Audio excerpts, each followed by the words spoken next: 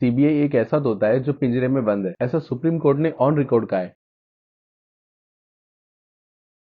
पहले इसको सरकार का तोता बोला जाता था और आजकल इसको सरकार का दामाद बोला जाता है। क्योंकि सीबीआई पूरी तरह से हमारे लॉ से प्रोटेक्टेड नहीं है, इसलिए सीबीआई को नेताओं के रहमो करम पे रहना पड़ता है। सीबीआई में जो हायरिंग होती है वो इंडियन पुलिस सर्विस से होती है, इसलिए सीबीआई को पूरी तरह से होम मिनिस्ट्री पे डिपेंड रहना पड़ता है हायरिंग तक के लिए। सीबीआई को आईपीएस चलाते हैं जो खुद सीबीआई में काम करने के बाद फ्यूचर पोस्टिंग के लिए सरकार पे डिपेंड रहना पड़ता है। अगर सीबीआई पे खुद कोई बात आ गई तो लॉयर्स तक के लिए उसे होम मिनिस्ट्री पे डिपेंड रहना पड़ता है। सीबीआई के शुरुआती सालों में सीबीआई के ऊपर लोगों को बहुत भरोसा था, लेकिन अब सीबीआई भी जनता की नजरों में आ गया है। सीबीआई के एक्शन और उसके इन एक्शंस की वजह से सीबीआई की क्रेडिबिलिटी पे असर पड़ा है। ये मैं नहीं कह रहा हूँ, ये एग्जैक्ट लाइन यूज करी थी हमारे chief justice of India N V. Ramana ने सीबीआई के लिए। पहले सीबीआई का जो डायरेक्टर होता था उसे सेंट्रल गवर्नमेंट जब चाहे हटा सकती थी। मान लो कोई केस स्टार्ट कर दिया सीबीआई के डायरेक्टर ने तो उसे फायर कर दिया जाता था। तो इसको लेकर के बहुत हल्ला हुआ, कोर्ट ने प्रेशर बनाया, तो मजबूरी में फिक्स करना पड़ा कि जो भी सीबीआई का डायरेक्टर होगा उसे 2 साल से पहले कोई हटा नहीं पाएगा, इवन तक कि उसे देश का पीएम तक हटा नहीं सकता। और फिर आगे चलकर एक और रूल आया गया जिसमें इसे 2 साल से बढ़ाकर 5 साल तक का कर दिया गया।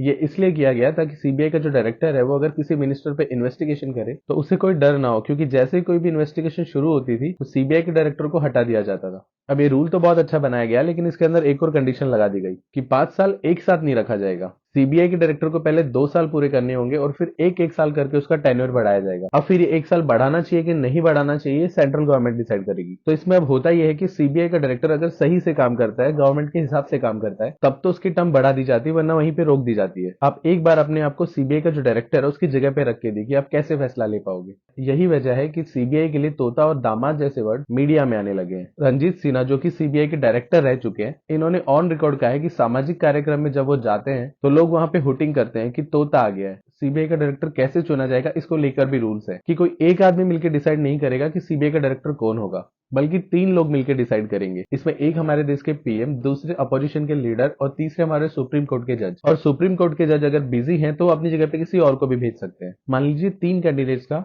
नॉमिनेशन आया सीबीआई का डायरेक्टर बनने के लिए, तो उन तीनों में से किसी एक के लिए लोग वोटिंग करके सीबीआई का डायरेक्टर बना देंगे। लेकिन इन 3 कैंडिडेट्स के जो नॉमिनेशन होंगे जिनमें वोटिंग होगी, इन्हें होम मिनिस्ट्री डिसाइड करके भेजेगी। तो घूम फिर के सारी बात वहीं पे आ गई कि सेंट्रल गवर्नमेंट के पास है सारी पावर। ऐसे आप देखोगे कि अपोजिशन और रूलिंग पार्टी में कितने मतभेद है, लेकिन इन सारी चीजों को लेकर के दोनों के विचार सेम है। सीबीआई कभी भी कोई अपने हिसाब से होशियारी ना कर दे, इसके लिए भी रूल्स है। मान लीजिए सीबीआई कभी एमएलए, एमपी या किसी बड़े मंत्री के लिए इंक्वायरी करना चाहती है अपने हिसाब से, तो उसके लिए सीबीआई को पहले परमिशन लेनी होगी। बिना परमिशन के वैसा नहीं कर सकती। अगर सीबीआई को देश के एमपीज पे केस करना है तो उसके लिए लोकसभा के स्पीकर से परमिशन लेनी होगी। अगर किसी एमएलए पे केस करना है तो उसके लिए स्टेट असेंबली की परमिशन लेनी होगी। अगर सीबीआई को किसी मिनिस्टर पे केस करना है तो उसके लिए राज्यपाल से परमिशन लेनी होगी। अब इसमें सबसे बड़ी दिक्कत यह है कि सारी परमिशन देने वाले जो लोग हैं, ये लोग ऑलरेडी पावर में होते हैं। तो देखा जाए तो ऑन पेपर तो रूल बहुत बढ़िया है, लेकिन चलता सारा सब कुछ सेंट्रल गवर्नमेंट के हिसाब से ही है। अगर आप इसके रूल्स पढ़ोगे तो आपको अपोजिशन के ऊपर दया आ जाएगी कि वो लोग कितने बुरे हाल में फंसे हैं। लेकिन इसमें अपोजिशन भी खुलकर कुछ नहीं बोल सकता सीबीआई के वर्किंग प्रोसेस में, क्योंकि जब वो लोग पावर में थे तो वो लोग भी यही करते थे। इसमें से भी कुछ रूल्स तो उनके खुद के बनाए हुए हैं। 2012 में सीबीआई ने महाराष्ट्र के सीएम को प्रोसिक्यूट करने के लिए परमिशन मांगी। उस पर्टिकुलर टाइम पे तो गवर्नमेंट ने परमिशन नहीं दी, लेकिन फिर जैसे सरकार बदली तो उन्हें परमिशन मिल गई। नर्मदा स्टिंग ऑपरेशन केस में जो अपोजिशन पार्टी के लोग थे उसके लिए लोकपाल ने परमिशन दे दी थी और बाकियों के लिए परमिशन नहीं दी गई। अगर कोई सीबीआई डायरेक्टर चाहकर भी इन्वेस्टिगेशन करना चाहे अपने हिसाब से तो वो नहीं कर सकता। उसके बाद जब सुप्रीम कोर्ट ने ये सब कुछ देखा है जो परमिशन लेने वाले रूल्स हैं, तो सुप्रीम कोर्ट ने इन रूल्स को हटा दिया। लेकिन उसके बाद रूलिंग गवर्नमेंट ने इसके जवाब में प्रिवेंशन ऑफ करप्शन एक्ट में 17A अमेंड कर दिया, जिसके बाद सीबीआई बिना सरकार की परमिशन के किसी भी पब्लिक सर्वेंट की जांच नहीं कर सकती। अब सरकार के लोग ही करप्शन करते हैं और वही लोग तय करेंगे कि सीबीआई किसकी जांच करेगी, तो कैसे काम चलेगा। अगर आप इसको ध्यान से देखोगे तो जो सीबीआई इन्वेस्टिगेशन करती है इसका भी एक पैटर्न है। अगर रूलिंग गवर्नमेंट का आदमी है तो केस डिले हो जाता है, पेंडिंग हो जाता है, और फिर जैसे उनकी सरकार जाती है तो इन्वेस्टिगेशन तेज हो जाती है। इंडियन एक्सप्रेस के दीप्तिमान तिवारी ने कोर्ट के डॉक्यूमेंट, ऑफिशियल डॉक्यूमेंट, एजेंसीज के स्टेटमेंट वगैरह हर चीज की रिसर्च की और उसका जो डेटा है वो मैं आपके साथ शेयर कर देता हूँ। 18 साल में सीबीआई ने 200 बड़े नेताओं की जांच की, जिसमें 2004 से 2014 तक के डेटा में ये था कि टोटल 72 बड़े नेताओं की इंक्वायरी हुई, जिसमें से 43 अपोजिशन के थे। वहीं 2014 से 2022 में सीबीआई ने टोटल 124 बड़े नेताओं की इंक्वायरी की,